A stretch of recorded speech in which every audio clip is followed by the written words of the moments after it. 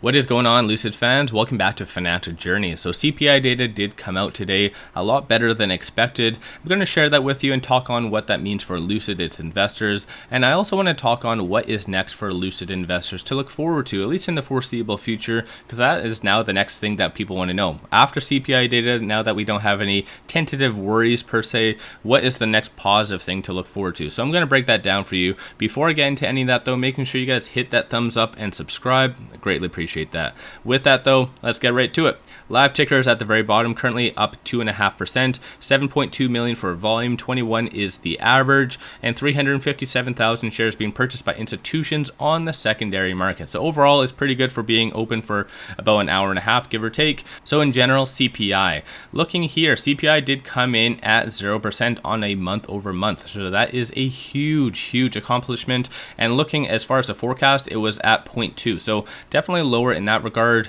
Year over year, the forecast was 8.7. It did come in at 8.5. So clearly a lot of good things is happening. And looking here a little bit more on a breakdown of a month over month, keep in mind, since the data came out today, it is tentatively for July. So that's something you just need to factor in case you do not know that. But 0%. That has not happened this year so far. So clearly it does go to show that possibly things might be curbed in that regard. Again, it's a little bit too early to tell. Similarly, when you are actually looking on the technicals, you need 2 consecutive data points to confirm a actual trend. But as of right now, it does go to show that hypothetically things might have been curbed as far as the overall inflation. That is a very good sign for the market. So this is why we're rallying today, and hopefully this will give us enough justification to continue our uptrend for the remaining of the week. But here you can see the energy component. Like I've been saying on previous videos, live streams, and all that fun stuff, the energy component is going to be lower. So you can see it did come in overall at negative 4.6. That's a very big deal.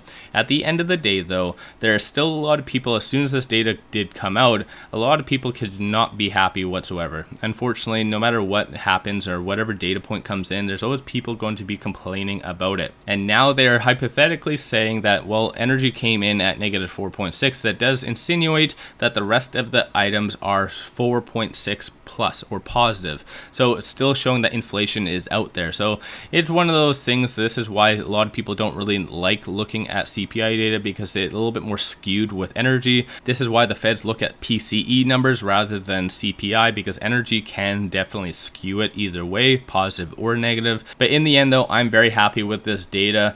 Unfortunately, there is also shorts trying to take down other stocks such as Lucid. So they are adding 1.24 million shares right now. Cost to borrow is pretty stagnant at 15%. So like I said, I'm pretty happy with this data. Let me know your thoughts on that in the comments below. But in the end though, hopefully I do feel that this is curbed. At least on one positive thing to look forward to is that nobody will bring up as far as recession talks or any inflation talks for at least another month. So that's my own 2 cents. Keep in mind though, I am not a financial advisor, so do your own due diligence at the end of the day. But there was some positive news that did come out from Autonomy.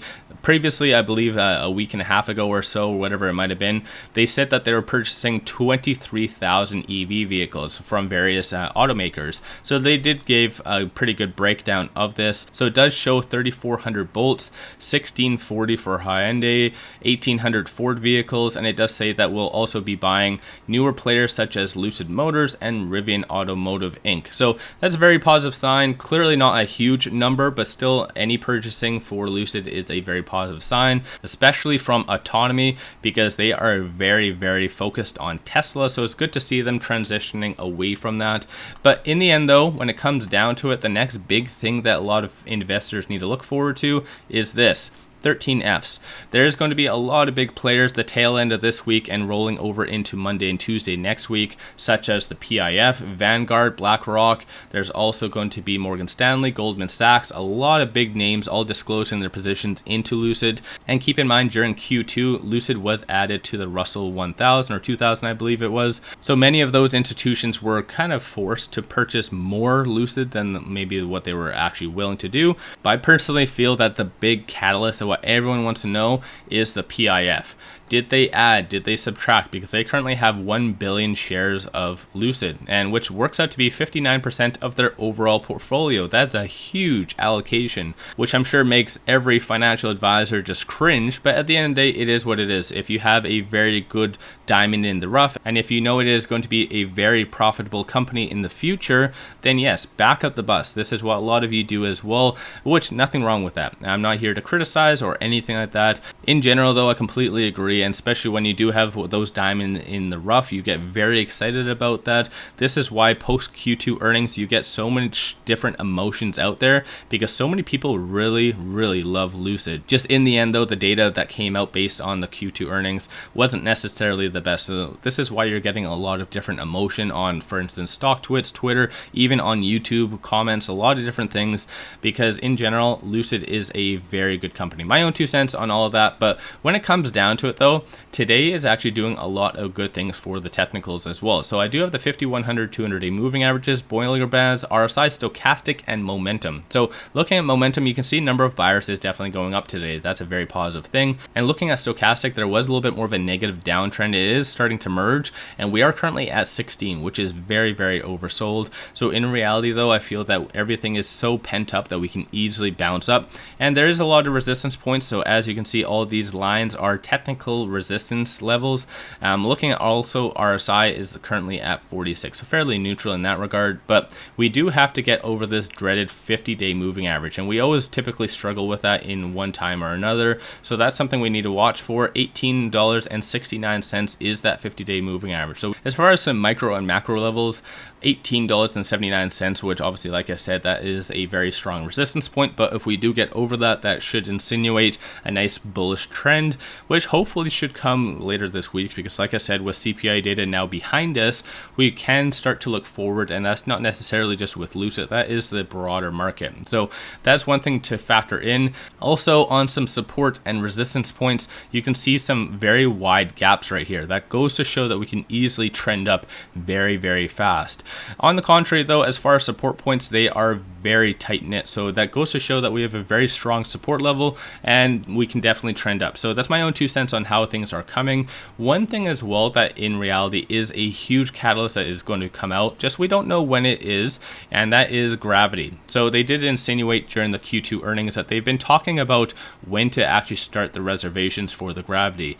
Like I've always said, that is going to be the biggest moneymaker for Lucid. So when they are actually going to start the reservations, that is going to open Pandora's box. That is going to give so much huge revenue for Lucid in the future, and it will make Q3 numbers look so good. The reservation numbers will probably double in reality.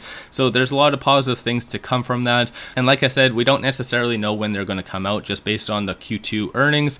They did say that they're humoring and starting to talk on how and when is going to be the best opportunity for them to do that. So clearly it might be in the next month or possibly 2. I don't anticipate it further than that, because I think Lucid does want to do a lot of good things, and they know right now based on the data that came out, it wasn't necessarily the best looking for Lucid. So they do want to have a good PR, in my own 2 cents, especially what logical company would ever want to be seen in a negative light. So again, it is what it is. I just want to give you a quick update as well. So for those of you that do chime into the live streams and things like that, I did make several different portfolios where I do contribute every single week. So I'm just going to show you this right here. So you can see I have 4 different ones. So conservative, aggressive, Lucid only, and a SoFi one. So unfortunately, you can tell that the Lucid one is the only one that is lagging, that is actually negative since its inception, basically about 1 month ago. So it is down 6%. SoFi is up 8.4%. Conservative and aggressive are both very much green. So